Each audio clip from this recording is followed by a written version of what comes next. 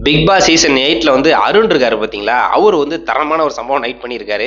என்ன அப்படின்னு பார்த்தோம்னா, போன சீசன்ல கலந்துக்கிட்ட விஜே அர்ச்சனா அவர்கள் வந்து பார்த்துட்டீங்கன்னா, டைட்டில வின் பண்ணிட்டு வெளியவே இருப்பாங்க. அவங்க வந்து பிறந்த நாள கொண்டாடியிருக்காங்க. அதுக்கு வந்து பார்த்தீங்கன்னா, கரெக்ட்டா அந்த டேட்ட ஞாபகம் வச்சுக்கிட்டு, அவர் வந்து பார்த்துட்டீங்கன்னா, கேமரா முன்னாடி போயிட்டு, "அர்ச்சனா உனக்கு பிறந்த நாள் வாழ்த்துக்கள்" அப்படின்னு சொல்லிட்டு சொல்லியிருக்காங்க. ஏற்கனவே வந்து பார்த்தீங்கன்னா, அர்ச்சனா அந்த நம்ம அருண் அவர்கள் வந்து பார்த்தீங்கன்னா, லவ்வர்ஸ் அப்படிங்கிறாப்ல ஒரு செய்தி வந்து சோசியல் மீடியால வந்துகிட்டு இருக்கு.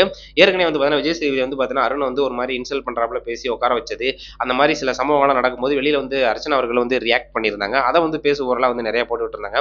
பாரியா அருண் வந்து பார்த்துட்டீங்கன்னா, அங்க ஒரு மாரி இன்சல்ட் பண்ணா வெளியில இருந்து அர்ச்சனா வந்து பொங்கி எழுறாங்க. அவங்களுக்கு வந்து சப்போர்ட் பண்ணி பேசிட்டு இருக்காங்க அப்படிங்கிறாப்பலாம் சொல்லிட்டு இருந்தாங்க. ஸோ அத உறுதிப்படுத்துற விதமா அருண் வந்து பார்த்தீங்கன்னா, இந்த ஒரு சம்பவத்த பண்ணி விட்டுருக்காரு. இத பார்க்கும்போதே வந்து பார்த்துட்டீங்கன்னா, ஏதோ இருக்கு அப்படிங்கிறாப்புல வந்து முடிவு பண்ணிட்டாங்க போல. ஸோ அருண் வந்து கேமரா முன்னாடி அர்ச்சனா அவர்களுக்கு பிறந்தநாள் வாழ்த்துக்கள தெரிவிச்சிருந்தாரு.